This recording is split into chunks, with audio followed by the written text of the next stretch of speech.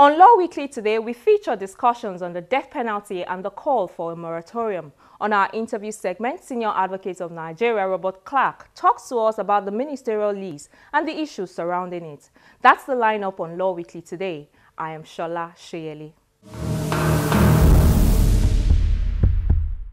The World Coalition Against the Death Penalty was celebrated October 10, 2015. The focus this year was on raising awareness around the application of the death penalty for drug-related offenses to reduce its usage. In Nigeria, the Death Penalty Group have been speaking about the need for President Muhammadu Buhari to revisit the issue of the death penalty with a view to abolishing it or introducing a moratorium. I'm totally against the abolition of the death penalty. I mean, why kill and expect that at the end of the day, after the so-called fair trial, you'll be set free? I mean, what happens to the family of the person you've killed? The death penalty has not deterred people from doing what they are doing, especially if it's an act of terrorism. You can see that even they even love dying. Most times, people don't put into consideration how our criminal justice system works, how poverty and inequalities in society also affects the application of death penalty. Because if you go to most prisons, most of the people on death row, interestingly, are poor people. And then you ask yourself the question: how come we don't have rich people on death row? Is it that rich people don't kill people? These are just some of the arguments for and against the death penalty in Nigeria. The participants here are representatives of civil society, journalists and lawyers, and they are here at the instance of the Nigerian Death Penalty Group. The group is a loose network of NGOs and individuals in Nigeria working towards the abolition of the use of death penalty. Their purpose is to articulate the focus and commitment of the group towards the actions that would promote moving Nigeria towards the abolition or full moratorium on the use of the death penalty. Available statistics from the Legal Defense and Assistance Project, LEADUP, a non-profit membership organization engaged in the legal promotion and protection of human rights, good governance and the rule of law in Nigeria, shows that 96 countries have abolished the use of the death penalty, while 59 countries, including Nigeria, still use the penalty. 49 countries permit the death penalty, but have not used it for at least 10 years. In Africa, many large democratic states, including Senegal, Ghana, South Africa, Gabon, and Togo, have abolished the death penalty. In Nigeria, LEADUP says a survey conducted in 2010 in the 36 states and the Federal Capital Territory, Abuja, shows that almost half of Nigerians support the death penalty. Specifically, 51% of those interviewed say they oppose the death penalty, 42% supported it, and 7% were undecided. The report also says young people were more likely to oppose the death penalty. The main offenses for which people are convicted and sentenced to death are murder and armed robbery, aiding the suicide of a child or lunatic, fabricating false evidence leading to the death of an innocent person, instigating an invasion of Nigeria, treason, conspiracy to treason, and kidnapping in about 6 states in the southeast also carry the death penalty. About 12 states in the north, which practice Sharia/Islamic penal law, also use the death penalty for incest, homosexual, sodomy, rape, and adultery.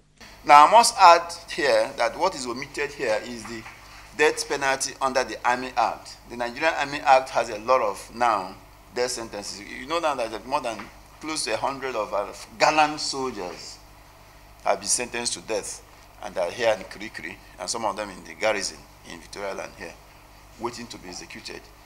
Because mutiny is now carried the death sentence. Cowardice, So these are military offenses that now styles on the face, because before they're not being used, but they're now being used to try those who are fighting Boko Haram. Another point has been made about the extrajudicial killing. We publish a report here called Impunity Report, where we document every day extrajudicial executions. And my experience with prisons, and also working in this area for a long time, is that please don't really charge armed robbers to court. I mean, If a policeman sees you with an armed robber, you're an armed robber, you carry a gun, he sees you killing, do you think he will take you to court? No, he takes you to his own court. And his own court is by the waterside. He kills you there and dumps you. So they charge to court those who are not really sure, you know, they're on the borderline. Either they are receiving or they're in possession of firearms, but the real criminals are killed. Our police, the Nigerian police, does not have the capacity to thoroughly investigate murders or offenses that carry capital sentences. It requires a lot of experienced personnel, equipment, so many other things which they don't have. Now, how can you expect such a force that is ill-equipped, ill-motivated, no experienced personnel, no equipment, to now come up with conclusive investigations that the judiciary cannot rely on to say this person is guilty or not? The roundtable also discussed the state of the death penalty, with particular focus on the challenges facing its use in Nigeria, including the challenges of fair trials, the reluctance of governments to sign death warrants, and the possibility of sentencing and executing innocent people. You know, the Obasanjo government set up a national study group on death penalty, which was headed by Professor Bamgoshe of Nigerian Institute of Advanced Legal Studies, and Wale Fawum, that was the secretary of that committee. They went around the whole country talking about issue of death penalty.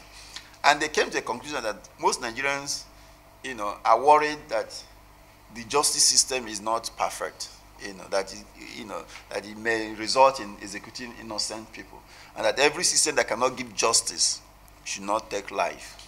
And that's the conclusion of that report. It's a federal government report. It's on basis of that report that Obasanjo government introduced a moratorium on executions. That's a moratorium means that even though we are sentencing people to death, we're not going to kill. And that's what has been happening until Oshimole broke that moratorium in 2013.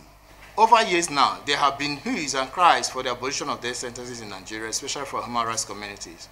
The government's out, even as it reiterated before the United Nations in 2009, during the Universal Periodic Review of Nigeria's State of Human Rights, that Nigeria has self-imposed moratorium, as Mr. Chino has also pointed out. Civil society organizations have urged the government to officially declare a moratorium on the imposition of death sentences and suspension of provisions of laws to the effect.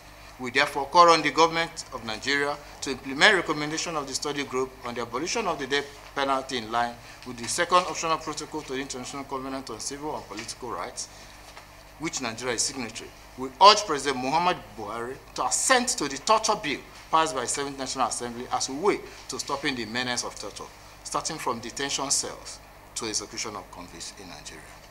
Participants also discussed the plight of Nigerians who are facing the death penalty in foreign countries. The bulk of Nigerian facing the death penalty are in China, in Malaysia, in Indonesia, and Saudi Arabia, and also in Iran. We have one Nigerian that we've recorded in Iran, and like I said, 2 in Qatar. A total of close to, more than 500 or 600 Nigerians are facing death penalty. And the question is, what is Nigerian government doing with respect to the process in which they got into that stage?